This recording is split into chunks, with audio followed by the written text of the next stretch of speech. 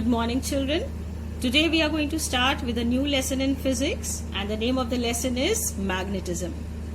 Day before, you were already given the homework to read few pages. I hope you must have read it and you must have understood a little bit about it. So today we are going to begin with the same lesson. Now children, magnetism. What does the word magnetism means, where it was discovered, and what are the various properties of magnets is what we are going to study in this chapter. So underline, children, the magnets were discovered and they were known to the Greek people around 800 BC. That means long ago, around 800 BC, Greeks were aware of this magnets. They discovered a stone which was known as lodestone. Now the Chinese call the same stone as lodestone, which is today known as magnetite. Now this lodestone, children, because it was used to find the directions, that is why it is also known as the leading stone. Lodestone, leading stone. Okay. Now there's a story that is there around the discovery of this magnet, children, or the lodestone. Once there was a shepherd. His name was Magnus. Now he used to take his sheep to the mountains, and he was fond of wearing the shoes that had the nails. You know, all the shoes had nails. So the nails of that shoe were made up of iron. And he used to carry a stick with him that had the tip of the stick was made up of iron. Now one day when he took his sheep to the pastures, he found that his shoes and the stick got stuck to the rocks that were present on the mountains. Now he was very afraid. In the beginning he could not discover what happened, but later on it was discovered that the stones that were found on those mountains, they were magnetic and they were termed to be lodestone. Right? Those were termed to be lodestone, which we today call them as magnetite. And underline over here, children, it is also said that the term magnetite, and hence magnet, comes from the name of a place. This is also because of the name of a place which is known as Magnesia. It is in ancient Greece where these natural magnets were found. So because of Magnesia, because of this Magnus, the name of these stones came to be known as magnets, which we call it today as magnetite. Now children, it is very interesting to know the various shape of the magnets. Now in your book, the proper shapes have not been given, so I am going to show you from another book, children. See this, children? These are the various kind of artificial magnets that are there in the market these days. Now look at the picture, children. Every picture that you see, it has a letter N and S written on it. Can you see? N, S. See over here, N and S. Over here, N and S is written separately. But see on this, children, N and S is written. So what is all this N and S only written? Why not A, B, C, D or something else written? There is a reason behind it, children. The ends of a magnet. This is a bar magnet because it is in the form of a bar. Right? Maybe some of you might have seen it also. Your elder brother or sister must be using it. Right? So it has the two poles of a magnet, children, they are termed to be the north-seeking pole and the south-seeking pole. So the north-seeking pole is written as N on it, which in simple terms we call it as a north pole, children. And south-seeking poles in simple terms is known as south pole, and it has a S written on it. Now please look at the shapes of these, children. This is a bar magnet. This is a cylindrical magnet. This is a U-shaped magnet. Can you see? It is in the letter U. This is a horseshoe magnet. It looks like a horseshoe. This is a magnetic needle which is there inside this magnetic compass, children. Now this magnetic compass, children, it is used by the sailors. It is used by the pilots. It is used by the people who are traveling in the air or through water to find the direction. Because when they are moving in air or in water, it is difficult to see in which direction they are moving. So this magnetic compass is used by those people to find the direction. I hope this is clear, children. Now see, in your books, children, the shapes of the magnets have been given and you can't identify the proper shape. That is why I had to show you from the different book, children. See, a bar magnet, it is in the form of a rectangular bar as you had seen right now. A horseshoe magnet, a magnetic needle. Now this magnetic needle is important, children. Put a tick and write important. It is a small piece of a magnetized needle as I shown you right now, children.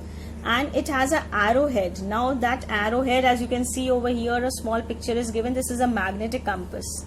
The arrowhead is painted red and the other end is the tail of the magnet. This arrowhead always points in the north direction and the tail always points in the south direction. And this is used for finding the directions. On the top and on the lower side, children, it has a transparent covering. Sometimes it is of plastic and sometimes even a glass can be there, and this is the aluminium ring kind of a structure in which it is installed. Now next thing given in your books is, children, magnetic and non-magnetic substances. Now the names tells you very clearly a magnetic substance is such a substance that will show the magnetic properties, and a non-magnetic substance will not show any magnetic property. So something which will show magnetism is magnetic, something which will not show magnetism is non-magnetic. Like for example, iron, children, it is magnetic. For example, wood, it is non-magnetic. Now even in your book on the other side, children, I have not read all this. This is quite simple, you read it. They are showing you that certain games these days also have magnetic thing inside them. They have a magnet inside, like the magnetic chess that has been shown, the magnetic ludo is shown here. Even the door of your refrigerator, children, when you pull it, you have to apply a little force because of magnets there inside. Now children, over here you can read this, you might have read it here, children. They are telling you certain examples that how can you play with magnets and how can you try to do various activities taking magnets, right? You can read all this, children, it's not important. Coming over here to the pink lines, underline, this is the definition of magnetic materials and non-magnetic materials, and write over there one example each. Magnetic materials, for example, iron. Non-magnetic material, for example, wood. Come to the next side, children, the poles of a magnet. Now as I told you, see in this picture, children, there is a N and S written.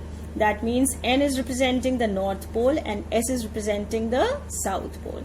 Now when we take a cylindrical magnet or we take a bar magnet like this, children, and if we dip it into a box of pins, pins can be any common pins or the stapler pins, if you dip it into that and when you pick it up, you will see that very few pins will be sticking to the center portion in the middle, and a lot of pins will be sticking on the various ends. Why? Because the ends of the magnet have maximum attraction property. That means they have the maximum magnetism, and that is why they are known as the poles of the magnet, and we call them as the North Pole and the South Pole. Now here's a picture to show you. Now see this picture, children.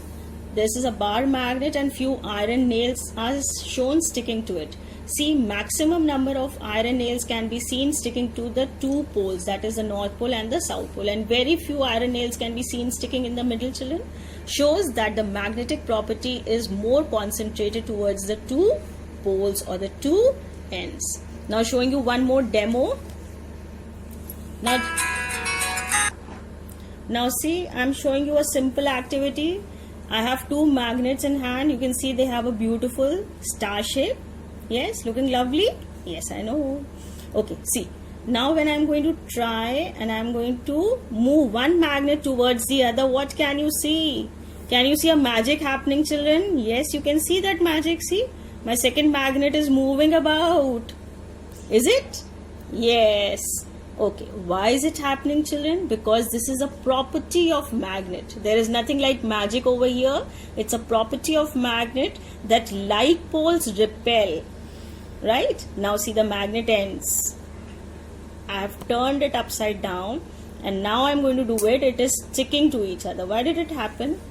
Come on, it should move, move, move. No, it is not moving. Now it is sticking because this is a property of a magnet, children. Like poles repel and unlike poles attract. That means if you try to bring two north poles together, they will show moving apart.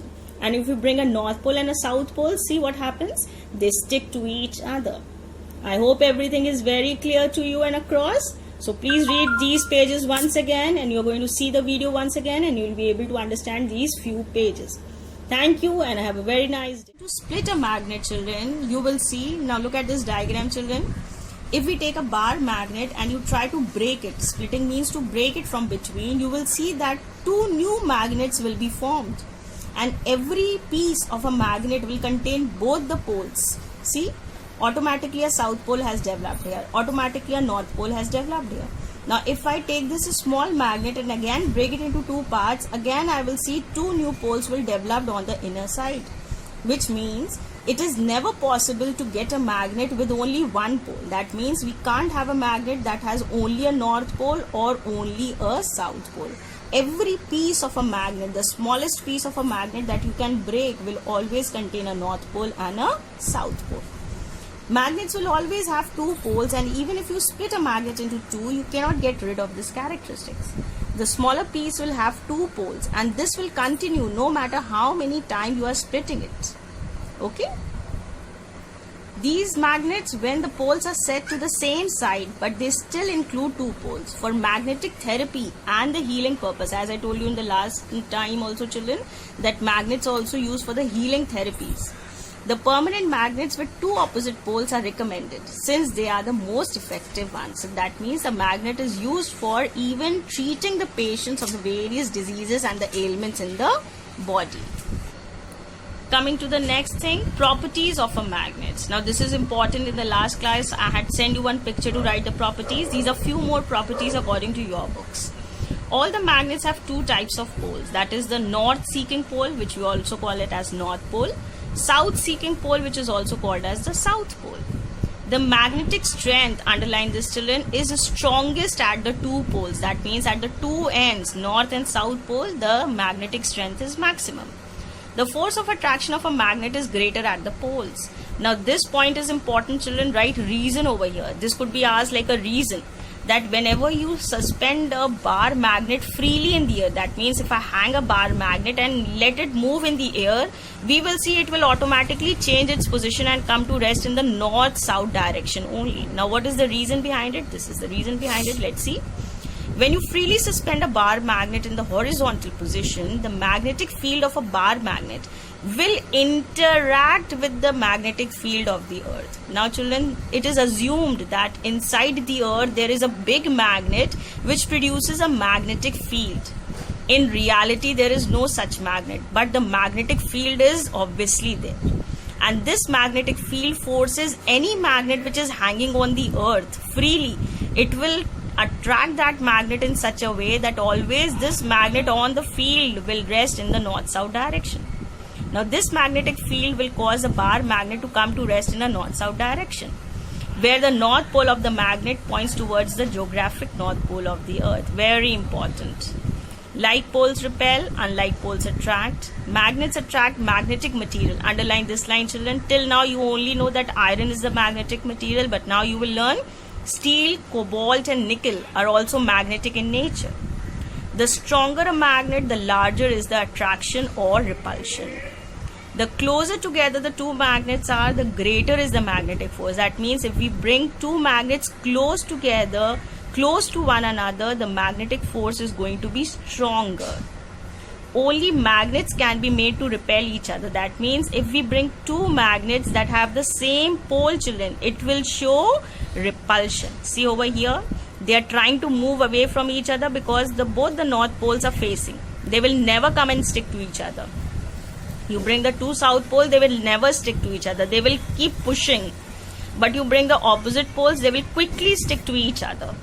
Right?